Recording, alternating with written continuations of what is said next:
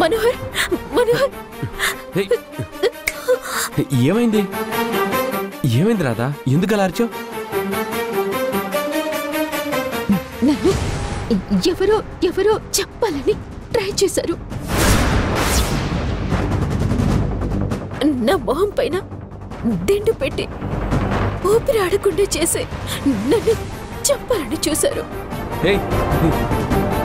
నువ్వు పిడకలేవన్నా కన్నావా హే మన రూమ్ గురించి ఎవరు నిన్ను చంపాలని చూస్తారు అది అర్థం కావడం లేదు కానీ కలలో జరిగినట్టుగా జరిగింది నేను దాన్ని ఫిజికల్ గా ఫీల్ అయ్యాను చూడు రాధా నేను కొన్ని రోజులుగా నేను గమనిస్తూనే ఉన్నాను గాయత్రిని పట్టుకోవాలన్న ఆలోచనలతో ప్రతిరోజు నువ్వు బాగా స్ట్రెస్ ఫీల్ అవుతున్నావు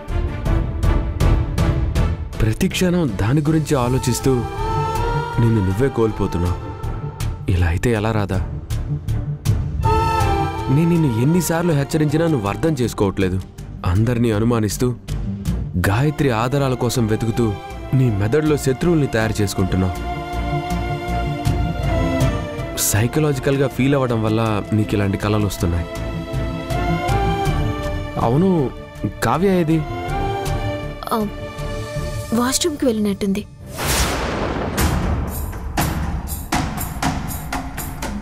హే రాధా ఎక్కడికి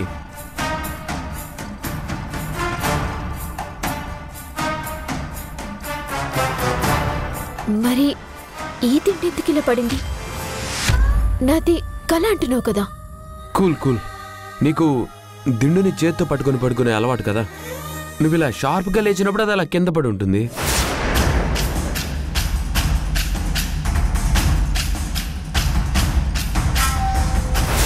మనోహర్ మనోహర్ ఏంటి అక్కడ ఎవరు ఉన్నారు మనోహర్ ఎవరు ఉన్నారు మనోహర్ మనోహర్ ఆగాగాగాగు ఎక్కడ నేను చూసొస్తా నాకు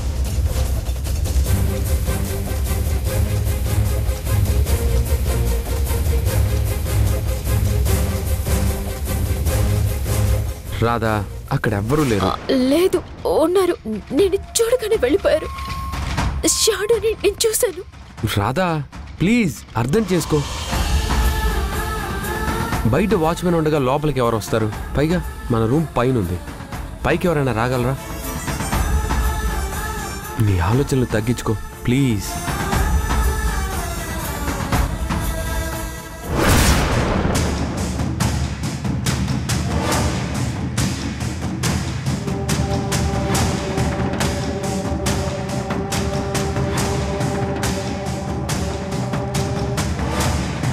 కావ్య ఏ టైంలో ఎక్కడికి వెళ్ళావు వాష్రూమ్ కక్క అదేంటి ఈ రూమ్ లో వాష్రూమ్ ఉంది కదా అది మీ పర్సనల్ వాష్రూమ్ కదక్క అందుకే బయటున్న కామన్ వాష్రూమ్కి వెళ్ళొస్తున్నాను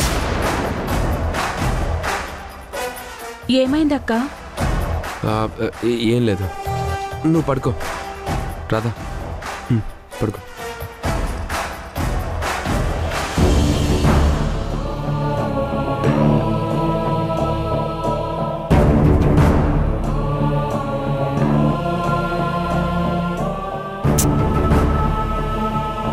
పడుకో రాధా నిన్ను చూస్తే నాకు భయం వేస్తుంది రాధా ఎలా ఉండేదానివి ఎలా అయిపోతున్నావు నువ్వు ఇలాంటి ఆలోచనలతో సతమతం అయితే అలా ఏం కాదు మనకి గాయత్రి దొరుకుతుంది నువ్వు ఎక్కువగా ఆలోచించకు పడుకో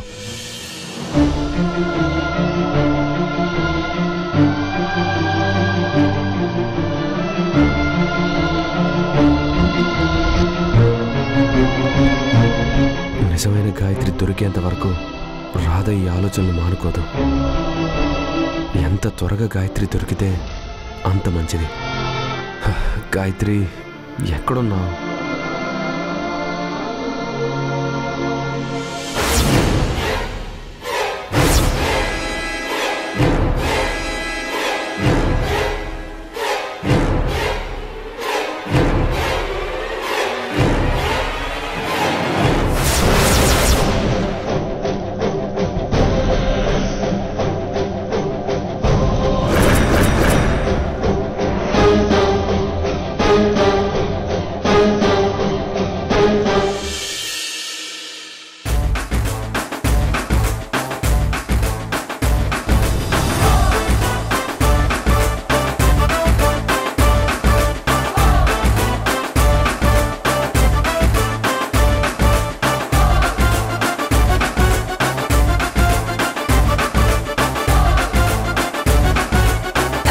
ఏంటే ఎవరు ఆ ఆవలింతలేంటి, ఆ నిద్రేంటి?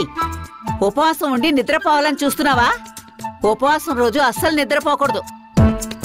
అది కాదు నానమ్మ, ఉదయాన్నే లేచి తులసి చెట్టు దగ్గర దీపారాధన చేశాం కదా, అందుకే నాకు నిద్ర వస్తుంది. ఏం పర్వాలేదు గాయత్రి, ఈ ఒక్కరోజు తప్పదు. సాయంత్రం మళ్ళీ పూజ అయ్యేంత వరకు నిద్ర గాని ఆకలి గాని ఉండకూడదు. సాయంత్రం పూజ అయిన తర్వాత మీ ఇష్టం.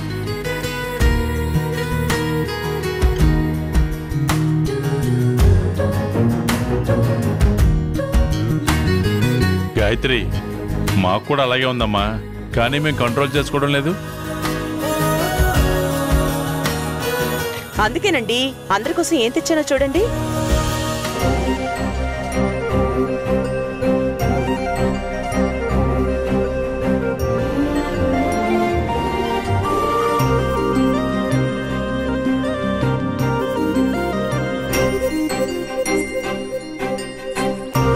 గోరింటాకు తెచ్చాను. ఇప్పుడు దీన్ని చక్కగా రుబ్బుకుని కబుర్లు చెప్పుకుంటూ పెట్టుకుంటాం.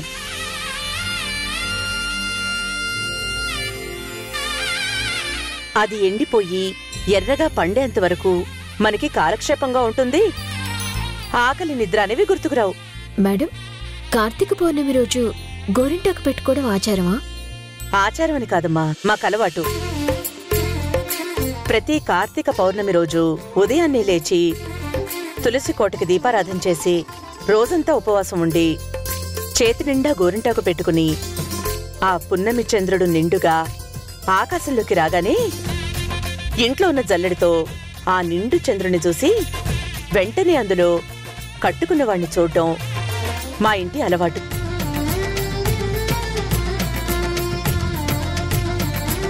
అంటే కర్వా చౌతులాన పెద్దమ్మా? ఒక రకంగా అలాంటిదే. ఎర్రగా పండిన చేతులు ఐదోతనానికి గుర్తుగా ఈ గోరింటాకు పెట్టుకున్న చేతులతో చూడటం అలవాటు. రాధా, నువ్వెళ్ళి ఈ గోరింటాకును మెత్తగా రుబ్బి తీసుకురమ్మా, అందరం పెట్టుకుందాం. ఈరోజు నువ్వు కూడా గోరింటాకు పెట్టుకుని చంద్రుణ్ణి చూసి మనోహర్ని చూడాలి.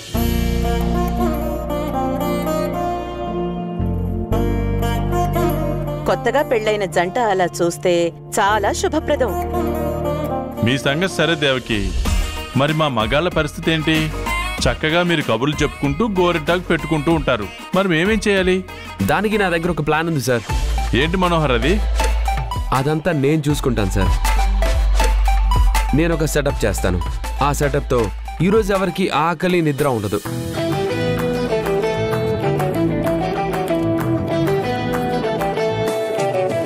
నేను వెళ్ళి గోరింటాకుని రెడీ చేసి తీసుకొస్తాను. రోషన్, ఆన్లైన్లో నువ్వు ఎంటీ కోన్స్ తెప్పించు. ఓకే అక్క.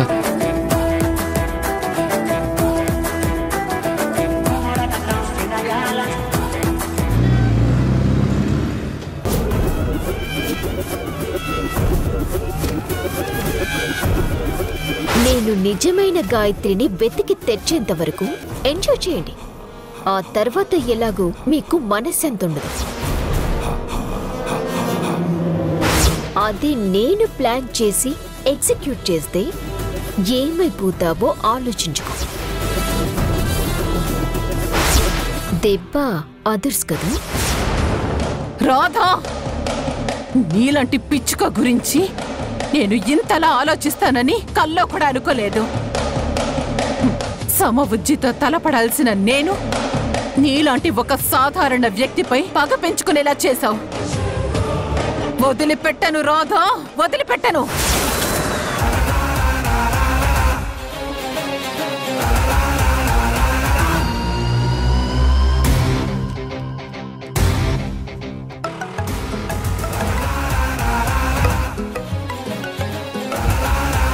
Hello madam. ఏమైంది, తీసుకున్నావా? నేను అదే పనిలో ఉన్నాను మేడం. గంట నుంచి అదే చెప్తున్నా. చెప్పడానికి నీకు విసుగు రావడం లేదేమో కానీ వినడానికి నాకు చాలా చిరాగ్గా ఉంది. మేడం, మీరు తీసుకోమన్న ఐటమ్ అలాంటిది మేడం. మూడో వ్యక్తికి తెలియకుండా తీసుకోవాలంటే కొంచెం టైం పడుతుందండి.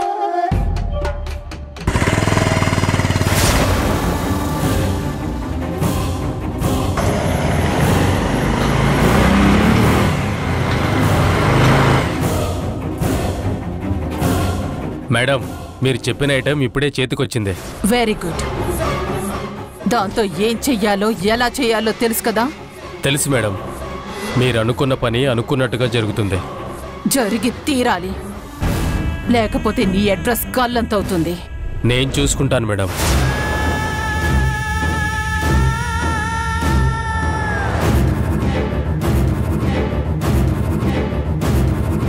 రాధా, అనుకోకుండా వచ్చిన అవకాశాన్ని వాడుకొని నన్ను దెబ్బ కొట్టావు. ఈరోజు నేను చేయించబోయే పనితో నువ్వేమైపోతావో పాపం. నీతో పాటు ఆ దేవకి ఫ్యామిలీ మొత్తం ఏవైపోతుందో వదిలిపెట్టను రాధా. నాతో పెట్టుకున్నందుకు నీకే శిక్ష పడాల్సిందే. ప్రమాదం నీ ఇంటికి రాబోతుంది, కాసుకో.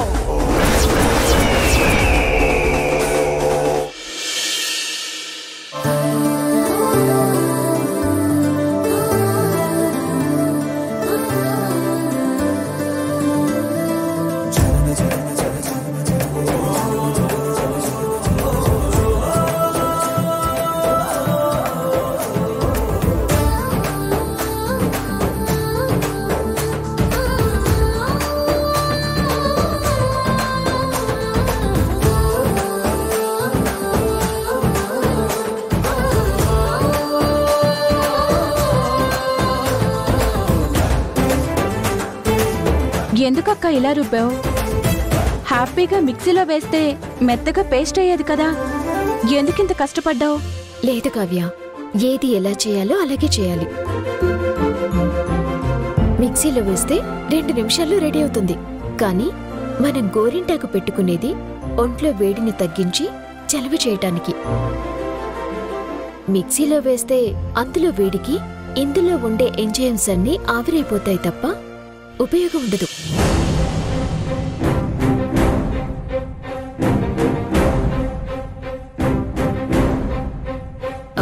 ఏంటి కావ్య ఆలోచిస్తున్నావు? నేను నిన్నొక విషయం అడగనా అక్క? పర్వాలేదు, అడుగు. నేను వచ్చినప్పటి నుంచి చూస్తున్నాను, నువ్వు దేవకి మేడం ఆలోచించే విధానం, నువ్వు మేడం చేసే పనులు, మీ ఇష్టాలు అవి చూస్తుంటే నువ్వే దేవకి మేడం కూతురివి అనుకున్నానక్క.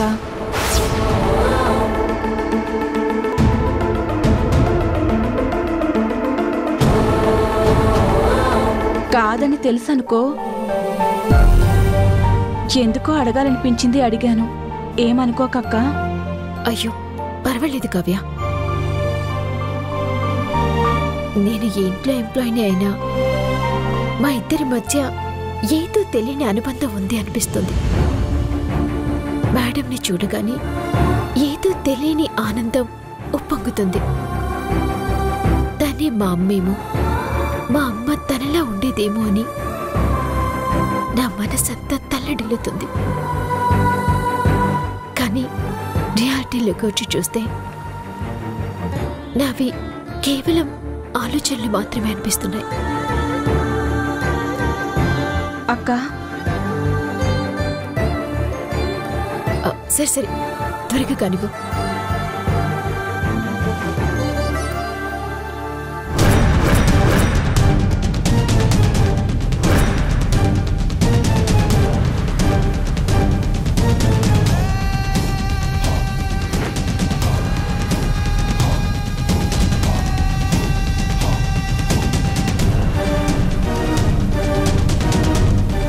ఏంటి గాయత్రి, చూసి చూసి నడుములు పడిపోయేలా ఉన్నాయి గాని వీళ్ళక్కడి నుంచి కదలటం లేదు. అసలు ఇంతసేపు ఏం చేస్తున్నారు అక్కడ? వెళ్ళి అడుగొస్తావా? అడగటం కాదు, కడిగేసి వస్తాను. అయ్యో పిన్ని, నేనేదో వెటకారంగా అంటే నువ్వు నిజంగా వెళ్ళి అడిగేసేలా ఉన్నావే. ఇప్పుడు నువ్వు వెళ్ళి అడిగితే మనం చెయ్యాలనుకున్న ప్లాన్ ఎలా వర్కౌట్ అవుతుంది? అయ్యో సారీ గాయత్రి, తట్టనే లేదు. అవును, ఇంతకీ మనం ఏం ప్లాన్ వేసాం? ఇప్పుడున్న పరిస్థితుల్లో ఈ క్వశ్చన్స్ అన్ని అవసరమా పిన్ని? వాళ్ళు ఇంకా అక్కడి నుంచి వెళ్ళడం లేదు అని నేను కంగారు పడుతూ ఉంటే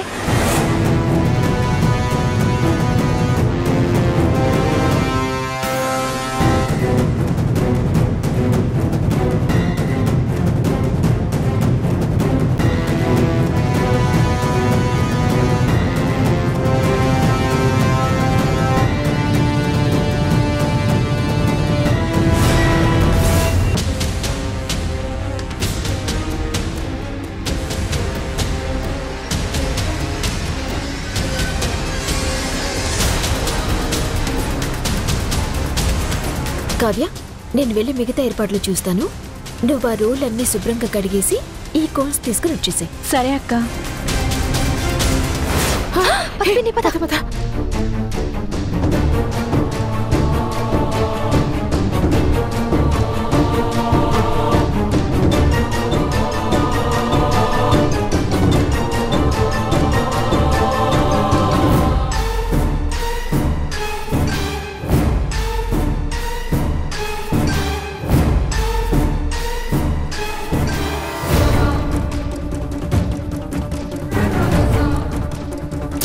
సరే, ఎప్పటికైనా మనం ఏం చేస్తున్నావో చెప్తావా నాకు?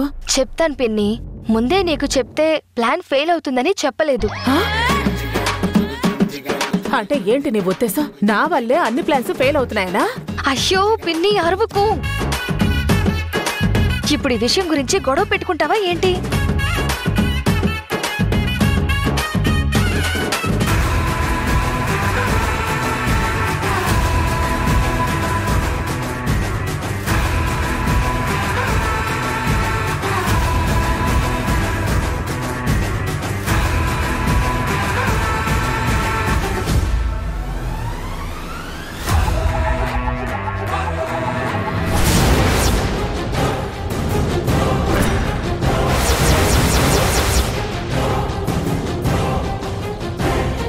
ఏంటి ఏంటి సిరంజి తీసా ఇంజెక్షన్ చేస్తావా ఏంటి? అమ్మో, కంగారు పడకు పిన్ని. ఈ ఇంజెక్షన్ నీకు కాదు.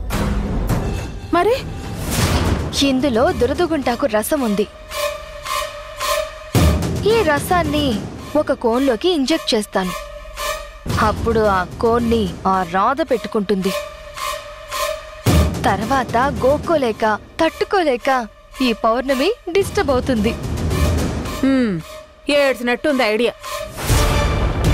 అంత మాట అన్నావేంటి పిన్ని? మరి లేకపోతే ఏంటి? నువ్వే దురదగుంటాకు ఇంజెక్ట్ చేసినా ఆ కోన్ రాధే పెట్టుకుంటుంది అన్న గ్యారంటీ ఏంటి? అది నీకైనా రావచ్చు, నాకైనా రావచ్చు. పిచ్చి పిన్ని. అందుకే నేను ఇంజెక్ట్ చేసిన కోన్ని లావుగా ఉన్న పార్ట్ని బయటికి పెడతాను. మిగతా అన్ని కోన్స్ లో లావుగా ఉన్న పార్ట్స్ లోపలికుంటాయి. ఏంటి పిన్ని అలా చూస్తున్నావు? కనిపించవు కానీ నీలో ఒక పెద్ద క్రిమినల్ మైండ్ ఉంది. థ్యాంక్ యూ పిన్ని. తర్వాత సిగ్గుపడదు గాని ముందు వచ్చిన పని కాని.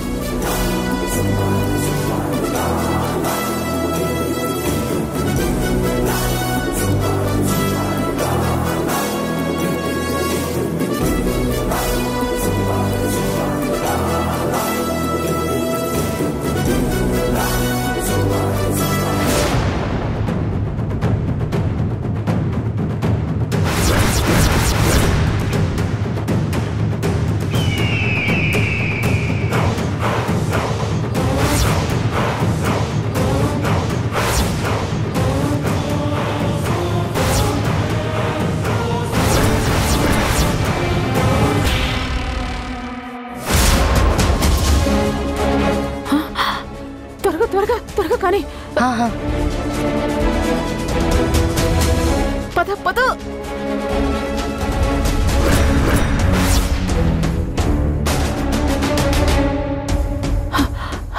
అమ్మయ్యా, కాస్తుంటే దొరికిపోయేవాళ్ళు. మొత్తానికి తప్పించుకున్నా. సరే పిన్ని, ఎవరికి అనుమానం రాకుండా నువ్వు సెటప్ దగ్గరికి వెళ్ళు. నేను 10 నిమిషాల్లో వచ్చి జాయిన్ అవుతాను. సరే త్వరగా రా. సరే సరే వెళ్ళు.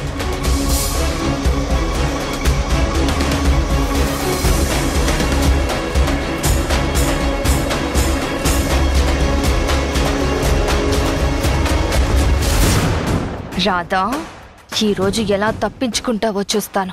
అవకాశం దొరికినప్పుడల్లా నాకు వార్నింగ్లు ఇస్తూ పెద్ద హీరోల బిల్డప్ ఇస్తున్నావుగా. ఈ రోజు నిన్ను అందరి ముందు కమేడియన్ని చేసి ఎలా ఆడుకుంటానో చూడు.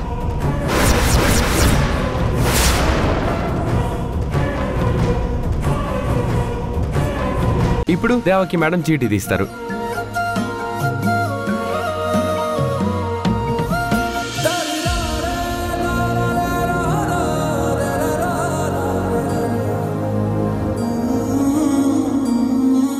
రాధ